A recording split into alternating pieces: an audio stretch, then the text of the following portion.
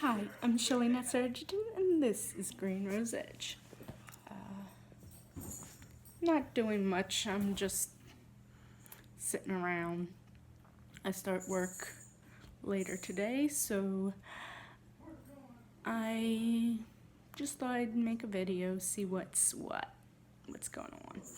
on. Kind of like a vlog, just what's going on with me. That in the background is my husband, who loves to talk to himself.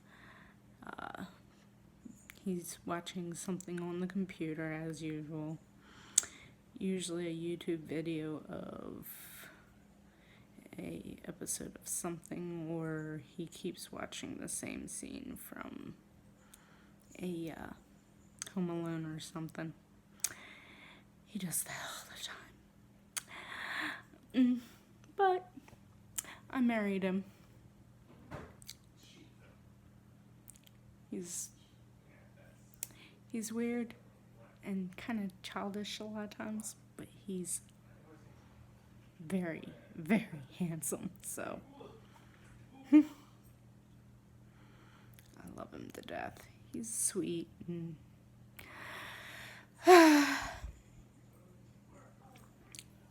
he's a good guy at heart somewhere. But enough about my hubby.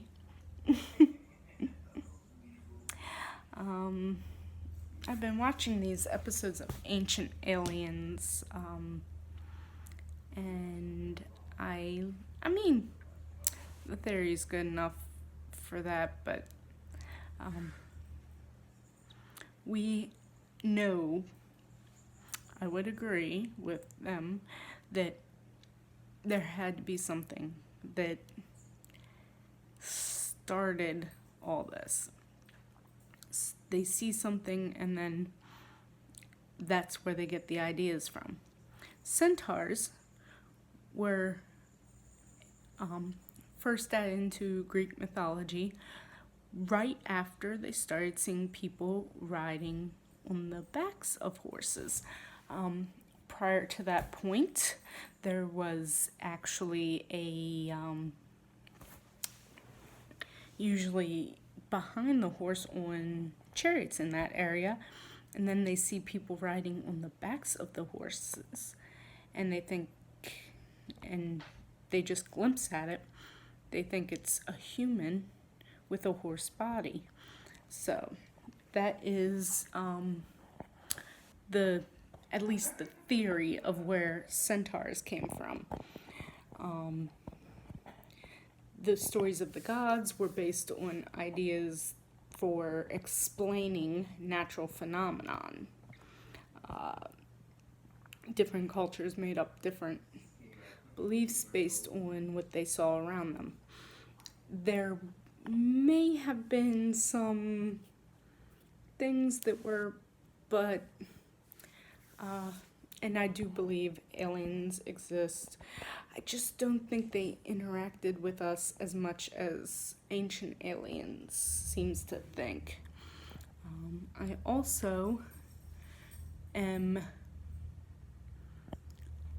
to the point that the more recent they are interacting with us now, but I believe they were just observers, and they might take the odd person for experiments to see, like, just to test genetics, to see where we are genetically and all, because our natural evolution, if you watch Star Trek or Babylon 5, although Babylon 5 is a little more realistic, but there is an idea that's in Star Trek that's not in Babylon 5, where the alien races have their prime directive. They go and observe the race and don't do anything to change their evolution or help them along. They just want to watch them. the whole time, although sometimes the prime directive was kind of fudged a little with some of the races in different episodes, and because I watched Next Gen for a long time, and then when Babylon 5 came out, which I loved, like I said, that one is much more scientifically plausible. The aliens in that are much more diverse and much more, they breathe different atmospheres, because the worlds would have different atmospheres than us. They wouldn't be the exact same. They have different spacesuits, different anatomy. It's amazing the creativity of the show, and how the diets of different certain races can't eat certain things, and others can eat other things and can't eat certain things.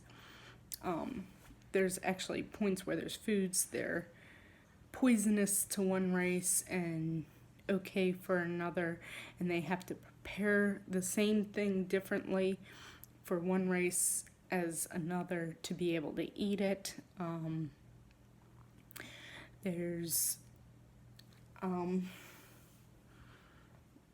you'll see dietary differences, which is fascinating.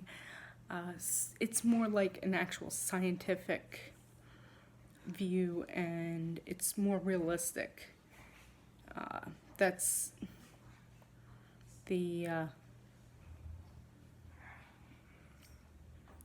show, and I love it. It's beautiful, it's smart, and they did so much. I think they did a lot of research, because like how certain foods we eat as humans are poisonous to animals, and then there's some animals that can eat things that we cannot.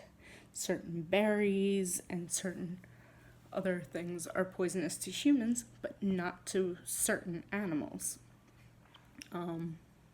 You can't feed your cat or dog chocolate, for instance, but we eat it all the time, and doesn't really hurt. In fact, a little chocolate is good for you, and all that. We drink coffee. Other animals might not be good to give coffee.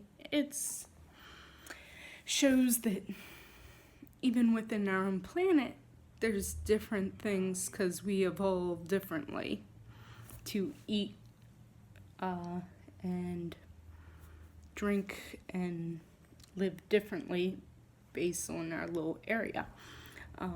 Diseases of certain areas, so they have to go, because it will kill an entire race, and then some diseases cross species and stuff, and some don't. They go through all that in Babylon 5, and they go through a little bit in Star Trek, but Babylon 5, for a 5-season show, went really in depth, and it really brought a lot of detail into where our future can go and where it is possibly hidden. Babylon 5 was the greatest science fiction show ever made, and it should be a lot more credited. The main one, most people watch Star Wars and then Star Trek. Star Trek, though, was much more entertaining, had much more entertainment value than Star Wars. Star Wars had no scientific or entertainment value, whereas Star Trek had entertainment value and had a little interest. They were all a little too humanoid for me. Pretty much all the races were too human-like to be scientifically as plausible. And even Star Wars was a little better with the races, but still most of them were too human-like. And Star Trek, though more human-like, the technology was a little more interesting, and the storylines were better. But Star Wars and Star Trek couldn't hold a candle to Babylon 5. Had entertainment value, great storylines, history, and it showed more scientific and more entertaining stories, and they had it all planned out from the very first beginning pilot.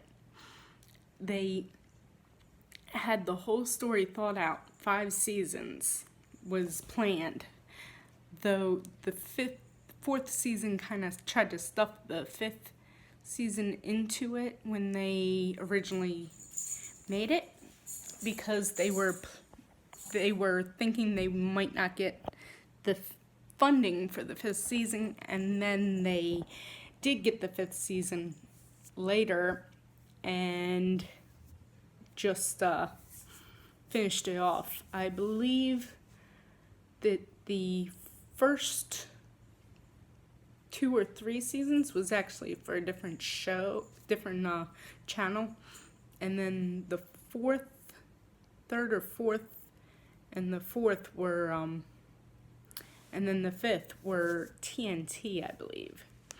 I know that the 4th was, I believe they were a pickup because and then, because TNT was doing a lot of that, where shows were canceled on other channels, and they started making new episodes, because I watched it at the time. And they did that with Charmed, where they made a bunch of, a couple seasons after it was canceled on WB. I'm not sure what channel. I think it was maybe Sci-Fi was the original one for Babylon 5. I think there might have been some episodes of Lois and Clark before TNT made that, and then there was maybe 1 or 2 other shows.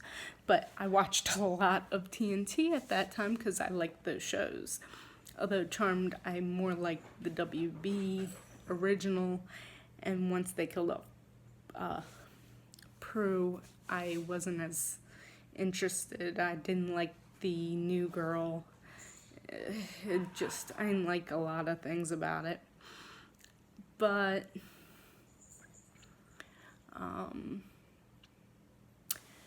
there is a interesting story to Babylon 5. It's got the romance, it's got everything for anybody. So I really liked watching that one.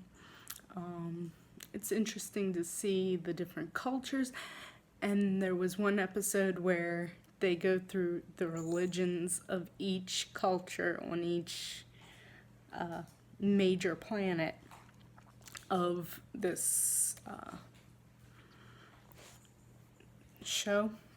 Every major culture in this group, the Centauri, the Minbari, the humans, and to show human religion and culture, Sinclair. This was in the first season, because that's the only one with Sinclair, so you know that one. He goes and he just has a bunch of people from every different culture. Has a Buddhist monk, a Hindu, shows and introduces each religious leader to everybody. Beautiful story. Loved the whole show. Well, I might as well say bye. I gotta go soon and get ready for work.